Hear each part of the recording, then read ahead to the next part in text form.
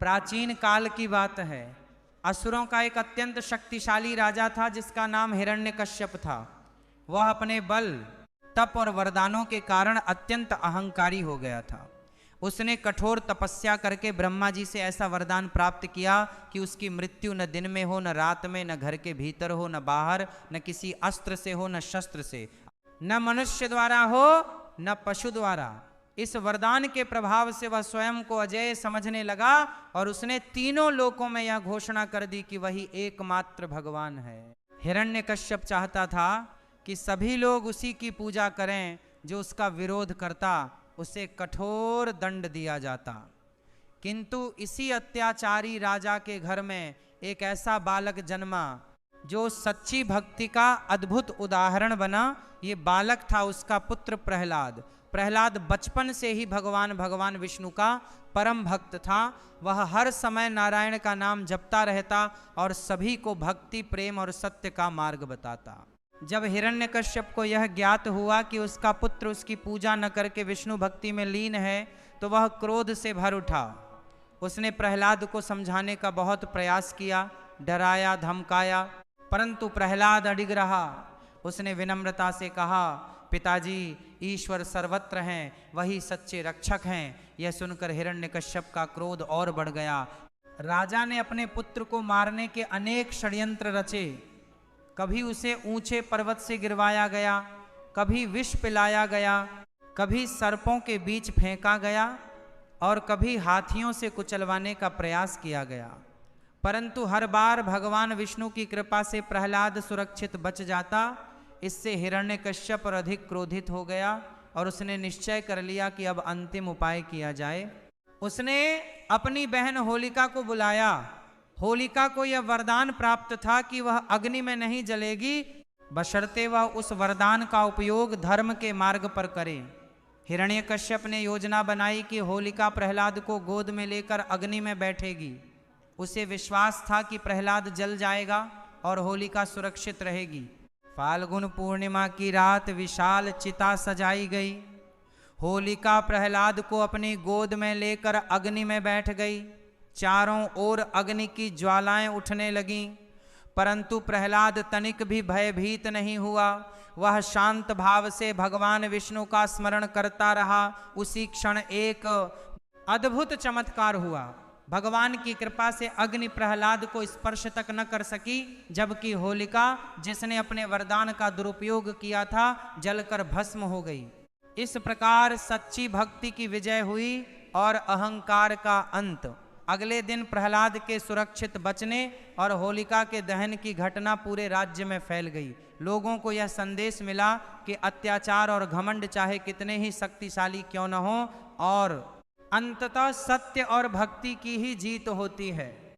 इसी महान घटना की स्मृति में हर वर्ष फाल्गुन पूर्णिमा की रात होलिका दहन किया जाता है। होलिका दहन हमें यह सिखाता है कि बुराई, अहंकार और अधर्म को अपने भीतर से जलाकर नष्ट कर देना चाहिए और सत्य, प्रेम व भक्ति के मार्ग पर चलना चाहिए। नरसिंह अवतार भगवान विष्णु के दशावतारों में एक अत्यंत रहस्यमय और शक्तिशाली अवतार है। यह अवतार भक्त प्रहलाद की रक्षा और अहंकारी हिरण्यकश्यप के अंत के लिए प्रकट हुआ। हिरण्यकश्यप का अहंकार। प्राचीन काल में असुरों का राजा हिरण्यकश्यप था।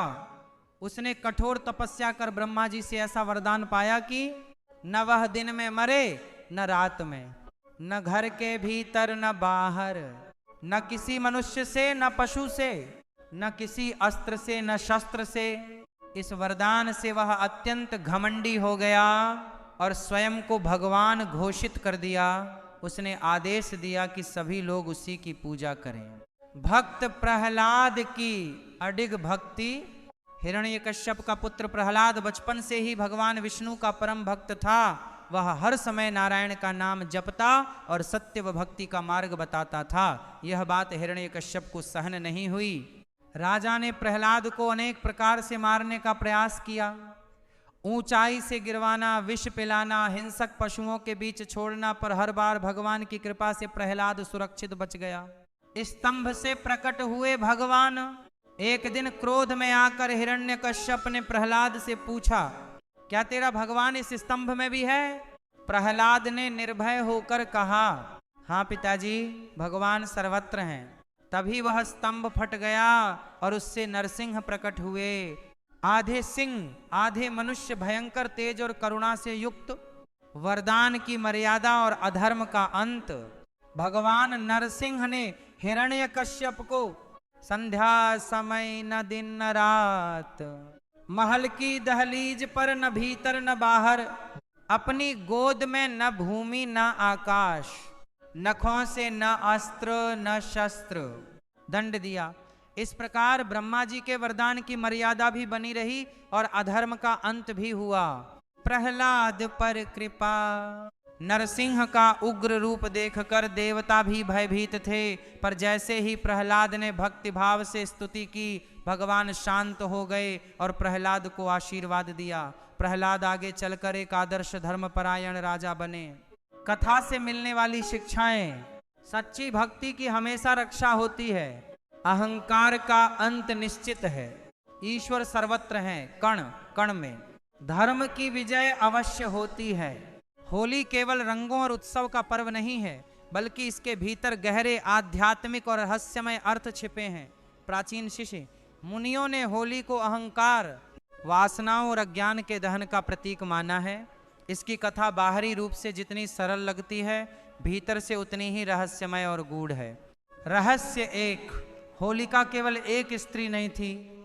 सामान्य कथा में होलिका को हिरण्यकश्यप की बहन बताया गया है, लेकिन तांत्रिक और आध्यात्मिक ग्रंथों में होलिका को मानव के भीतर की नकारात्मक शक्तियों, अहंकार, क्रोध, ईर्ष्या, लोभ और घमंड का प्रतीक माना गया है। जब होलिका जलती है तो वास्तव में मनुष्य अपने भीतर की बुराई को अग्नि में समर्पित करता है। इसीलिए होलिका दहन के समय लोग पुरानी लकड़ियां, सूखे पत्ते और कचरा डालते हैं। ये संकेत है कि हम अपने पुराने दोषों को छोड़ रहे हैं। रहस्य दो, प्रहलाद बाहरी पात्र नहीं, आंतरिक चेतना है। प्रहलाद को केवल एक बालक समझना अधूरी समझ है। गूढ़ अर्थ में प्रहलाद मनुष्य के भीतर की शुद्ध भक्ति और आत्मा का प्रतीक है। अग्नि, ईगुल, संसार की परीक्षाएं, होलिका अहंकार, प्रहलाद आत्मा। जब आत्मा ईश्वर में स्थित होती है तो संसार की कोई भी अग्नि उसे जला नहीं सकती।